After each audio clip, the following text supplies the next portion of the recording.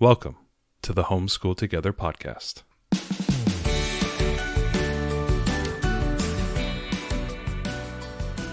Where one working mom and a stay-at-home dad help you navigate the nuts and bolts of the growing and dynamic world of homeschooling.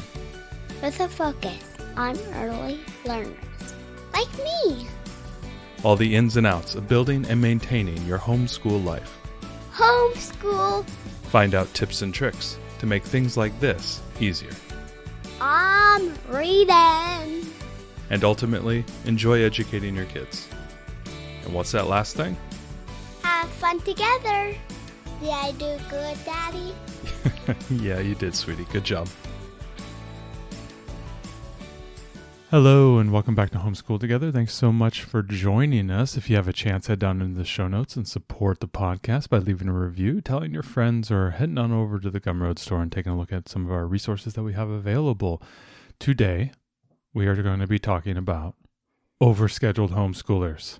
Man, it's such a problem. People outside of homeschooling, I think they think that we just like sit around our dining room table all day and we don't go anywhere and we don't do anything. I consider homeschooling a monastic experience. Right? I have my kids sitting and we chant and they transcribe scrolls all day long. I mean, I feel like even though there is a lot of time spent together as a family and there's a lot of time spent at home, there are some days when we are like totally on the go, and we're not unusual because we're homeschooling. We have all this extra time that we can use to fill with meetups and club stuff and sports and other activities and play dates. And it's really easy for us to say, well, since there's nothing officially on my calendar that I have to go do, I can just fill it with other things. And sometimes that can be a real problem. We can't get our homeschooling done.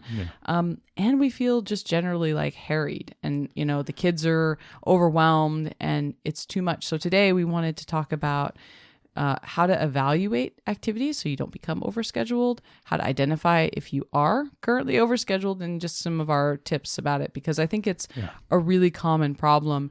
Well, it was a problem. I mean, just story time is what we ran into when the summer turned off, right, and the fall turned on. We went back to our parent partnership, and all of a sudden we went from this like really nice and lazy summer to this crazy. Well, right, because sports started back up and clubs started and scouts started. It was like all kinds of things. And I ended up going back to work over the summer when it was like easier, but, going back in office.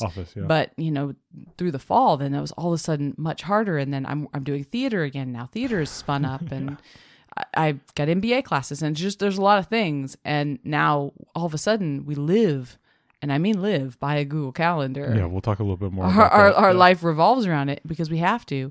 And so we've been asking ourselves, are we too busy? And so I think this is a good timing for this episode as the world opens back up, and a lot of activities and things are, maybe getting back when they weren't going on before. And there's lots of opportunities for our kids. And of course, part of the reason we homeschool is we want to take advantage of letting our kids do really cool things that interest them and that they love. But it can be kind of a double-edged sword sometimes because we just want to do too much. So a lot of people aren't, they don't realize they have a problem until they have a problem, and they're going to sit back one day and go, oh my God, I have so much stuff going on and I don't know what to do. Very often when you get into this kind of overscheduled experience, whether it's just in your private life, like as an adult, you're like, oh my gosh, I feel overwhelmed. I feel crazy. I feel anxiety and I have all these issues. You don't typically evaluate that like beforehand, like, hey, this is going to get really busy this month. You kind of just stumble into it. It's like a frog in boiling water. Yeah. And so in this case, what we really want to do is think about like, okay, we feel harried. We feel like we're overscheduled. What are those first things we can do for priority wise? Like when we're starting to look into, what are those things? Before you're boiling, maybe we can try, as you're starting to add different things to your life, we had some things we think you should think of. Yeah. So, evaluating your priorities and what is most important. That's right. Out of everything you've got going on, what are the things that you absolutely can't lose? Those might be the things that your kid loves the most, that you think are the most enriching, the things that you have to do for whatever state requirements you have to meet, things you've already made a big monetary commitment to. So if you got a lot going on, really think about like, okay, what is my priority here? Because, we can't do everything. So, try to kind of list it out by priority. And then like what type of what qualities does this activity, Exactly. does it fit into the values of my family and what we're trying to do? Yeah. Is there some positive element that's coming out of this? Yeah. For example, our daughter is playing sports. She's starting sports. And, when we decided she was going to play soccer, well, it was like, okay, what positives does this have? Because we were thinking like, we're going to have to stand out in the Pacific Northwest rainy fall and watch this kid play soccer. But then we thought, okay, well, there's a bunch of positives here. One, it's really good physical activity for her. Yeah. Two, it's teamwork, cooperation, and learning from another adult, which we don't get as much opportunity to do as homeschoolers. So that's always good for our kids. The other thing is, it's going to be muddy and dirty and rainy. Yeah. And she's going to have to show some grit out there. She's going to have to keep going even when it's cold and yuck. And we think there's a lot of positives there. Yeah. Not saying we always dig it, but we're doing it. And I think that it's been a good growth experience for her. So when you're evaluating an activity, either if you're looking to add it to your family or looking at what you should cut, really think about what positive elements does this provide to my family, to my child? Does this support the values that we have? Really kind of look at it from that perspective. Absolutely. And then, stemming from that is those are the current needs, but then thinking about long-term, what benefit does this activity or thing do for my child? Like, are they learning, physical skills like Girl Scouts, or are they doing, sports that are very enriching to their body? So our daughter is in Scouts, and I'm already seeing her becoming more self-sufficient, being more capable, even though we've only been in it for a few months. She's already done so many things. What's the line? You are a strong and capable woman. That's right. She's a strong, capable Daddy, woman. can you hold my jacket? You're a strong and capable woman. Yeah.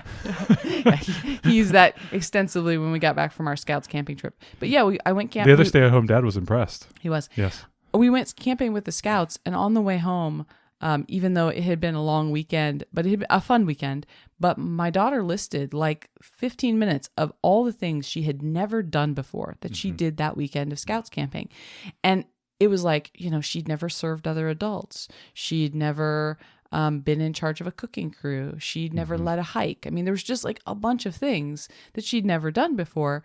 And she felt stronger because of it. So I feel like her through Scouts is going to make her a more capable young woman, feel more independent and confident. So that's building those lifelong skills that you're talking about. Yeah. And how does that activity feed into what, their talents, their abilities, their strengths? You're talking about it enriching those things. Right. Your child could also have natural talents in certain aspects that you want them to engage in those. Right. If your child has natural ability in art or something, or singing or maybe music. You want to enrolling them in that class or having that tutor come in to help them with music. Maybe that's numero uno priority for you because they have this natural ability or this natural passion for something, and that's more important than anything else, right? So, sometimes I think we put our kids in something because we think that, oh man, that's really cool. I would have loved that.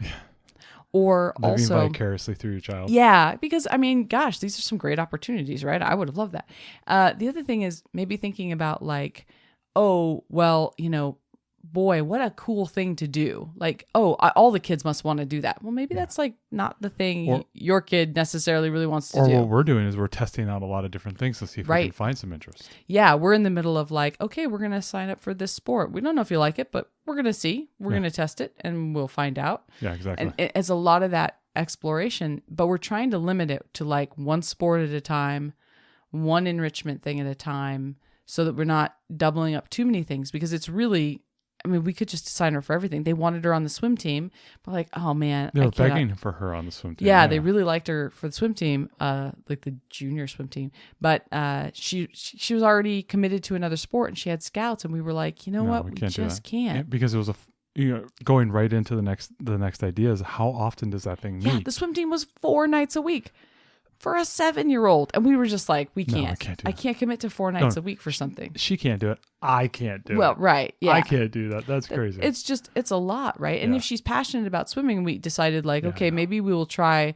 a couple months stint, after basketball ends in the spring, and we'll do a little bit of swim, and we'll see if she loves it. Might be a good summer sport or whatever. Right. And maybe she's really passionate about swim, and this becomes her main sport. We just really don't know, but it was wow, that was a lot for us to take on at the beginning of the school year. And it wasn't even necessarily how often it met. Like if it met every day at like 1:00, I could work around that. Like that's something I could do.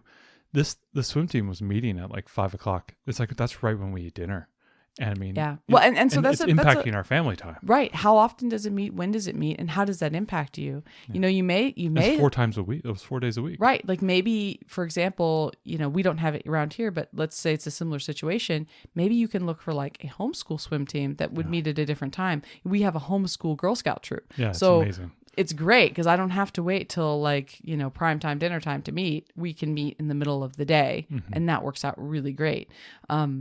So, you know, maybe timing is a big piece of it. The other thing to evaluate is like, how does this activity fit into and dovetail with whatever else you're doing? Like, let's say in your home, you're great with all your math, science, reading, all that stuff, but art is your real weak point. Maybe then art is the thing that you should prioritize as an outside activity. Well, we've talked about this with the parent partnership. Is we have strategically picked classes at our parent partnership that complement what we're doing in the home. You know, we're doing all the main curriculum stuff here that you could think about, from reading to math to our, you know, literature curriculum or whatever it might be. The things that we do kind of on the periphery that are important, like science and STEM and art, which can tend to fall by the wayside periodically, even though I think we do a lot of art in this house. We do a lot of art. But we are using the parent partnership as a way to, you know, cover those bases, you know, in a fun and educational way that I think I would struggle to achieve at that level in the house. So like, I don't think I could teach clay pottery to the level that she's getting it in that class, or I don't think I could teach the painting, even though that's a whole nother story. That painting class is crazy. That's chaos. That is chaos. It's just pure, like wrap your mind around Miss Frizzle running a painting class. And that's basically what that class is. And add in 8 adults. Miss Frizzle usually had pretty good crowd control going on. I just got to say. No, this teacher does. And she uses the parents to do all the crowd control. This painting class is crazy. But I think it's important. I think it's important to think about, like, when you're evaluating stuff, how does it fit in? How does it support what you want for your kid, what they want for themselves, what they're passionate about? And there's some things that are going to fall aside. And you know, maybe it's going to fall aside for right now. We were interested in we have a local 4-H club that was doing Lego robotics.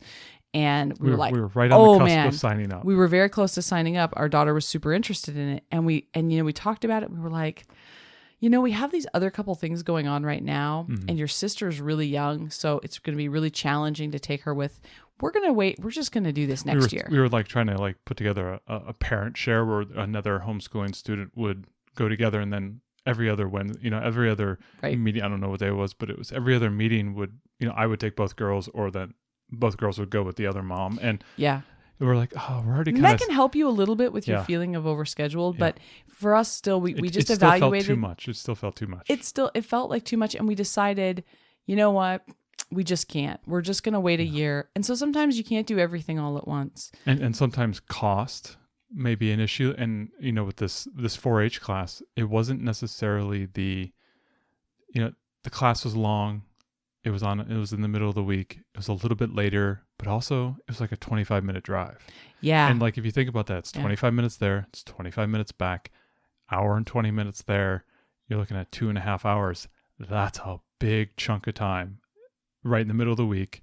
Not like it's taking up, and it's not taking up homeschool time, which is in the middle of the day, but, you know, at the end of a day of a long homeschool day, have dinner, you do all your stuff, you finish it up, and you have this long mega class at the end of the day. Right. Oh, I don't know about that. You know? Yeah, it was just a little bit hard for us to walk through that thought experiment of what your life is like. That's another thing that I always like to do, is just go through those thought experiments, and that's kind of what we did. And we're like, oh, this is going to be challenging. It just felt like too much. And, you know, maybe when our younger child is older, I think it's very important to remember that it's especially hard when we have multiple kids and they're all in things. We're lucky in that we just have the one right now. We only have our other is only 3. Well, our little one, you know, she had a couple activities here and there. Yeah, she has dance and she has preschool, but those are during the day. And our older daughter has things. She has things during the day too, but then she has these other extra, you know, sports and things later. It's like when you want to give every kiddo an opportunity to do something. and to go after what they're passionate about, what they're interested in, play a sport. But you have to kind of think about it in terms of the whole family and the whole family unit and how busy we are all going to be. You recently decided that you're going to coach basketball. And, we looked at that and said like, okay, well, if you're going to coach basketball. Oh my God, I'm coaching basketball, yeah, guys. It's going to be fun. If you're going to coach that, then I feel like I'm the cop at the end, I'm about to retire. Just one more job. I played that sport for 20 something years. I'm like, I'm being brought back in. But now that you've decided, this is interesting, you actually decided to coach so that we could choose the day of our practice so that we could make sure it didn't conflict with anything else because I'm going to be taking MBA classes. And we didn't want it to conflict. The other thing is that, if you're going to do that, then I can't stage manage a spring show, which I was going to stage manage a theater show. Yeah, so and sometimes those decisions, I've made a sacrifice there so you can do this thing. We have to work around one another. The decisions may not necessarily be with what the student is choosing to do or what we're choosing our student to do. Those could filter up to, exactly what you said. You couldn't do that one play. And like, these are the decisions affect everybody. Right. They affect the whole down family. And across. And we have to remember that we're not just trying to make sure that our students not overscheduled. We have to make sure that we're not overscheduled because we're, as parent educators, we're half of this equation. Exactly. And so when you're thinking about evaluating things, it's your hobbies and things, they have a place too. And if we're overscheduling our kids or overscheduling ourselves too, we don't leave time for the spontaneous things to happen. Those spontaneous play dates, those opportunities to go and do something fun that we get to do because we're not in school. We could say, hey, our homeschool friends all want to go to the zoo today. Hey, we should do that today. Yeah. If we're too busy, we don't leave any time for the spontaneous of life. Yeah, I think one of the things that I feel like it's more challenging now is those scheduled play dates. Like, hey, do you want to get the kids together and have them play this afternoon? That's a little bit more challenging now because it's like, oh no, I'm sorry, basketball's later today, or no, her sister has dance class today, or no, so-and-so has, speech lessons here, or, oh no, they have something over here that, they have to do. All of a sudden you're like, oh, it becomes very difficult. It feels like you're in a corporate meeting. You're trying to schedule a meeting with the executive vice president. And he's like, oh, we got to align all these schedules to find out that everybody's not working at 9:15, right? Or whatever it is. Right.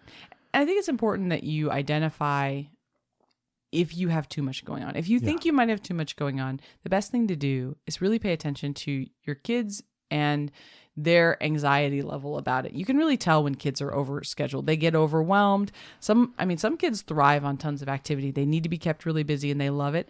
Others are going to get cranky. They're not going to want to. Some are going to articulate they just don't want to do it. Like, oh, I don't want to do it today, And I think, part of it is we've sunk money into these different activities in most cases. And so then there's this discussion of like, well, do you stick it out because you made a commitment to it? And we want our kids to show some grit and, know that, hey, they made a decision. They need to stick with it. Well, like the little one tried soccer and we went to like 3 practices. That went terribly. And she just was not interested. We thought she would. And she is. She just doesn't like the competition element of it. Like she didn't like playing. Right. And we decided that she was too young to have to push her to continue it because she didn't really make her decision in full knowledge because she's 3. Yeah. So whereas our older daughter, she's getting to the end here and she's not like super jazzed about finishing soccer, but she made the decision that she wanted to do it. And she made that knowing what soccer was going to be and knowing it was going to be rainy and all that stuff. And we're going to make her finish it. And she's doing it. And I think there's this balance. But I think from a parent perspective, we can't be afraid to say, this is too much and we're just going to have to drop out. Nobody wants to drop out of something, especially not something that they paid for. But you're weighing sacrificing your mental health, your kids, the attitude, your homeschool, if you really took on too much. So if you just feel like it's too much, I've had to turn down a couple things lately and I hate it. I hate saying no. I hate saying no to my kids. I hate saying no to other people that want us to do something with them. But there's sometimes I got to say no. Well, and it goes right into that mental emotional health around the student and around you. If you are overscheduled, it can affect who you are. It can affect your, how excited you are about homeschooling, what type of energy you bring to the house. Right. What type of energy you bring to your kids. We talked about the hybrid schooling a few weeks back, right? We talked about how, sometimes those activities get the best part of your kids. Exactly. And then you're left with kind of like the leftover tired kid for homeschool, which is, you're not getting the best there. So that's kind of tough. And I think we can't understate the importance of the emotional, psychological well-being. Yeah. When I was in engineering still, I was in engineering and I was actually doing calculations. I was doing that work. I was also managing a team of engineers. I was their manager, and I was project managing at the same time.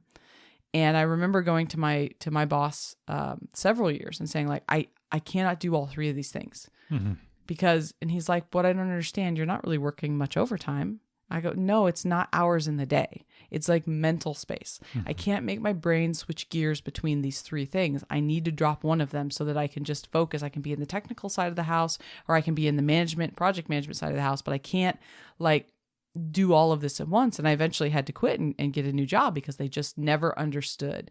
And so that's the kind of space we want to give our kids too. You might look at it and say, well, gosh, we have plenty of hours in the day. We're not doing that many things. And when you look at our Google Calendar, it's not like that bad. But there are some days when they are much more emotionally and psychologically taxing for our kids because of what the gears they have to switch that day. And so it's not just about the space in the calendar, I guess is what I would say.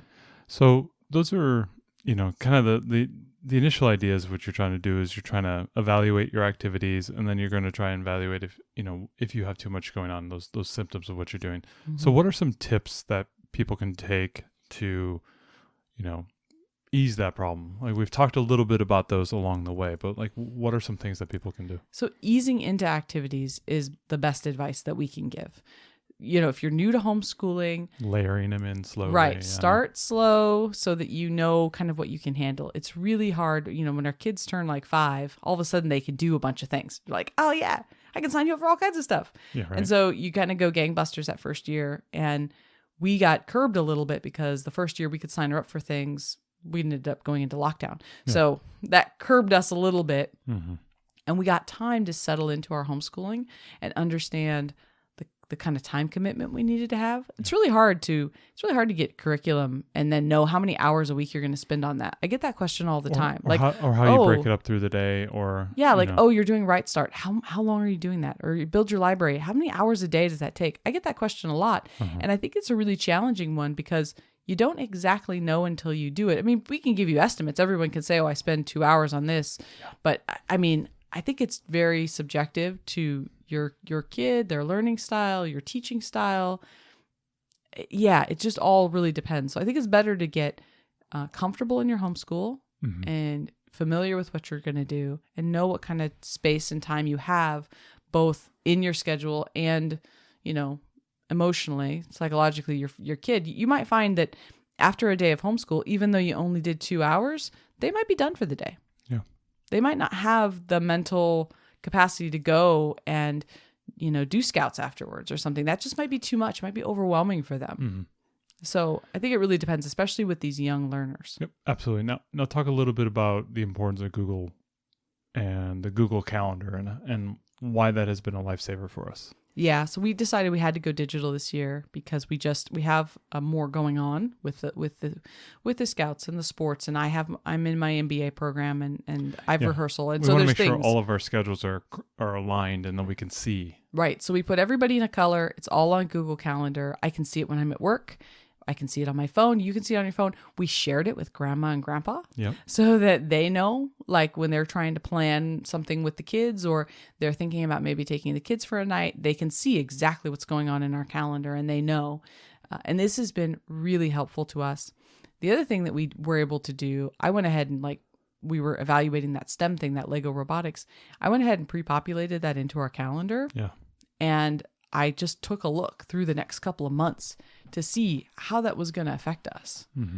And it was like, wow, it really became apparent how long that was going to stick around and how many things it was going to conflict with. And it was like, oh, okay. Well, it wasn't really helped us. It wasn't just the timing, but it was also like, okay, is there going to be stuff outside of that class that we're going to have to do to prepare for competitions or, whatever they might have in that class? We just have no idea.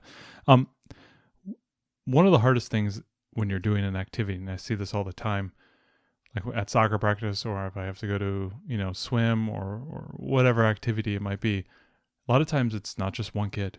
You got to bring a couple other with you. Right. Like I have to bring the little one with me. I've seen other people who they've got to bring 2 children with them so that the one kid can do the activity because, there's nobody to watch the kids and I got to go do this thing. Yeah.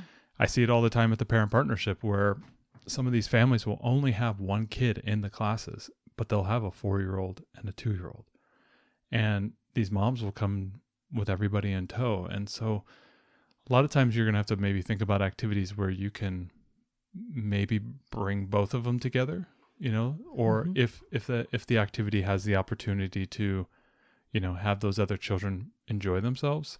For example, at the YMCA, if you have a swim class, do they have childcare at the same time that you can put the other children into?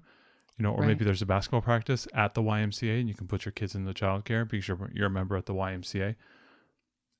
If you're going to soccer practice and you're outside, do you have a need sheet? Do you have another soccer ball for the kid? Do you have art? Things like when I go to soccer practice, I'm not just thinking about my older kid and making sure she's got her shin guards and socks and shoes and all that stuff. But I also have the art bag, the art caddy that we talked about is on the go. She has her own soccer ball and she gets to play with the other little girls that are there. That are other little sisters. Other little sisters. And I make sure she has snacks. I make sure she has a drink. It's a lot so more much. preparation, right? It's not just getting the one kid ready. No. So if you can prioritize activities that allow your whole family to participate, that is even better. Yeah. Sometimes there'll be like a family forest school or something. It's like everybody gets to participate. Our youngest is just a little bit young for me to keep corralling, but like next year, I'll be able to bring her to Scouts meetings with me. Yeah. She won't be able to do like everything, but it's at a park with a playground, and so she could go and play the whole time that we're there, and that would work out great. So really think about like, what can I do that I can bring everybody together, and that everyone will be entertained, because it's a real challenge if you have little ones. We've done it, and it's a struggle. Beyond that is grouping activities with other homeschooling families so that you guys can share delivery duties and child watch duties. That's been a big thing that has really helped us here with our parent partnership, and also with some of the sports activities, was having other homeschool kids that we know that live around us participate in the similar activities and being on the same wavelength with those parents and say, hey, we're going to play basketball. Is this something that your child might be interested in? Oh, yeah, absolutely. We wanted to sign up as well. Great. Let's try to get them on the same team together. Right. So you have to sign up. You have to put the name of the other kid on that sheet so that you guys can both try to get. Outside of just being the coach and stuff, but like getting it's not guaranteed. But not guaranteed, but try to get those kids together, because it's going to alleviate a lot of pressure. We were out for a walk the other night and we saw one of the kids on the street here, and she was waiting for it to be picked up to go to her soccer practice. Yeah, by another mom. They had a ride share. Came rolling right in, ride share, took the kid to practice, and then that mom would sit there, or dad or whatever would sit there and just, then deliver the children back. And then you can, the sharing is a huge one. We, with this eminent coaching that you're going to do, we're talking about like, okay, well, I would watch the little one while you go, but the other mom that you're going to ride share with, she said, oh, well, if you're going to come pick up my daughter to take her, because you're going to be at every practice because you're the coach, you can just drop off the 3-year-old to play with my 3-year-old while you're gone. Do you think that would be okay? And we're like, yeah, that would actually be great. That'd be awesome. So, getting together with other homeschool families, or, obviously it doesn't even have to be homeschool families if you're doing something that's after school hours, but trying to help with those carpooling duties is really great. Even if you don't have a younger child, even if it's just like, hey, that's an hour to yourself at home. That's a valuable hour. You could be, cleaning, cooking, having some time to read a book. That could be valuable too, and could help you not to feel quite so overwhelmed. Well, one of my favorite things about doing those ride shares is if you do end up being able to drop off your little one with that, with another parent while you then take the kids to the school, you're right. You do get 45 minutes where you can sit and listen to a podcast, listen to some music, go for a walk around the field, whatever it might be. It's a good opportunity to get a little bit of you time if you're willing to do that. Yeah. You can, if you can strategically use activities and get some other parents involved, and then you go every other week, so you're still seeing our child's progress and being a part of it. Exactly, and I do that with the parent partnership, where we have aligned our one daughter's preschool with our other daughter's parent partnership, so that one of those days that week, the week that I'm on campus and I'm the responsible parent supposedly, and I I don't have any children with me. I had children last year. Yeah, I didn't this year. Challenging. And this year I'm like, I can sit, I can go for a walk around campus, I can do some writing, I can do whatever I want. I do feel like I get, it's more of a refreshed experience. Yeah. And it does invigorate me for the rest of the day or the rest of the week. Like I look forward to that day because that morning it's my time. And then like every other week I get another day off. So it's like, it's really nice to like strategically plan these things so that you can get a little bit more free time. And like, I don't fill that time with other things I got to do. No. Like I fill it with me time. Yeah. And I find that to be very helpful. The other thing is that if you can get one, if you have multiple children and you can get one in an activity and the other one is not, we do this with the dance class. Our little one is in dance class and our older daughter homeschools while she's in use dance. that time. Yep. I strategically use the time that's a great example because. And so if you need like one-on-one time with one child, it's great to put the other one in an activity. It's, can sometimes be challenging depending on the location of that activity and being able to, is it quiet enough so you can do the work that you need to do? But it's a nice way to strategically homeschool is to do it while another child is busy, they're occupied. Yeah. And it's worked out really well for us. It has. I'm able to use that 45 minutes. And it's not like I'm sitting there like schooling the whole 45 minutes, but I'm like, hey, let's do a little activity. Great. Go watch your sister for a few minutes. Come back. Okay, well, let's do another little bit. And she can go watch it's again. Nice. The older child isn't bored. Nope. You're also, when you get home, then the kids have free time that they can play. It actually has worked out really nicely for us. It really has. Now, another idea here is how flexible is this activity, right? If you miss a week or, is that a big deal? Like that type of thing. Right. Some things are like very strict. Strict about it. Like, oh, hey, you have to be there every week. Or, for soccer, we don't have that many girls. And so if we don't show up for a game, then those girls don't have very many subs and they're running. So we really feel like the strain of we got to be at every single game. If we had 10 players on that team, I think it would be a little bit more like, oh, we can't make it this week. Right. Yeah. But, we feel a lot of pressure. So I think that's part of it too. And sports are a big one for that, where you just really can't miss as much. But there are other activities too, where if you miss too many things, then they can't perform at their dance recital night or whatever. So just really understand what's the flexibility like and how would their absence affect their, affect the other students or their ability to, complete the activity if they're not there. Absolutely. So because sometimes we just decide, we just can't. Yep. It's too much this week. We didn't have a great day. They didn't sleep well. This activity is just going to have to get sacrificed. And don't be afraid to sacrifice an activity. If that, even though we paid for it, we made a commitment to do it. If it's not in the best interest of us or our kid that day, we sometimes have to sacrifice it. We don't sacrifice when it's going to affect the other players or something. But if it's something that just affects our daughter, sometimes we say, you know what, we're just not going to do it today. And it's okay. We already paid for it. Yep. We're just going to miss out. Hopefully that helped you if you find yourself a little overwhelmed right now here at the end of the year. Or if you find yourself, you tend to be very stressed at certain times of the year. Hopefully these can give you some ideas, some tips, some ways to, adjust what you do and maybe even think forward in the future, as you begin to pile on more activities and maybe even have, graduating more children into the homeschool life like we are with our 3-year-old. She's going to start to become, her own person that has activities and fun things that she's going to be doing. And lo and behold, her and her sister will be doing a lot of activities together, like Girl Scouts and stuff. That's right. We will be doubling up on a lot of things. But hopefully that helps you. And if you're feeling stressed out, feel free to come to the Facebook group. We will give you all the friendly likes and loves and hugs and suggestions and everything. So always happy to help. We're going to end it the way we are ending it now and talk about the book that we are reading this week. My daughter just plowed through the book, A Royal Guide to Monster Slaying by Kelly Armstrong. This is a book that was actually recommended to us by a mother at our parent partnership.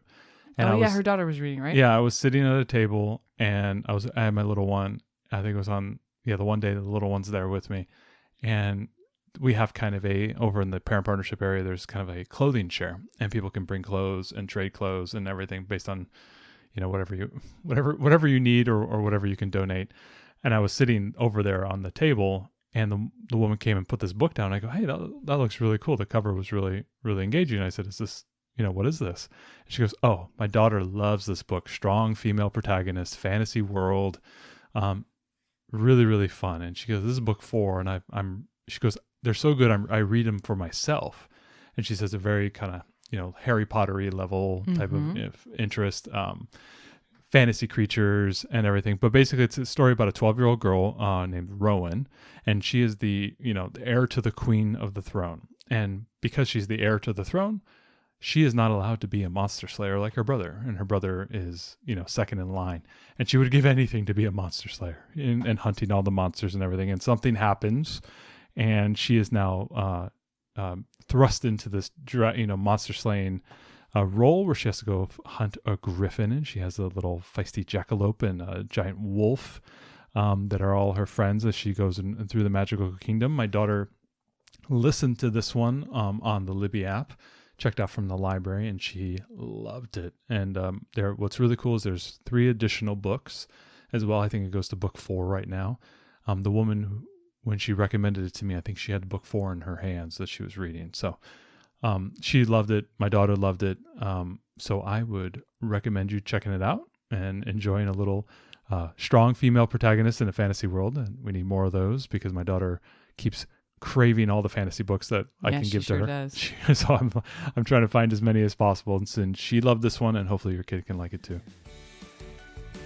Thanks so much for joining us today and making us a part of your homeschool journey. Please engage with us on social media. Join our Homeschool Together podcast group on Facebook and find us at Homeschool Together Podcast on Instagram. We'd love to hear your feedback, questions, and recommendations. Until next time. Happy homeschooling!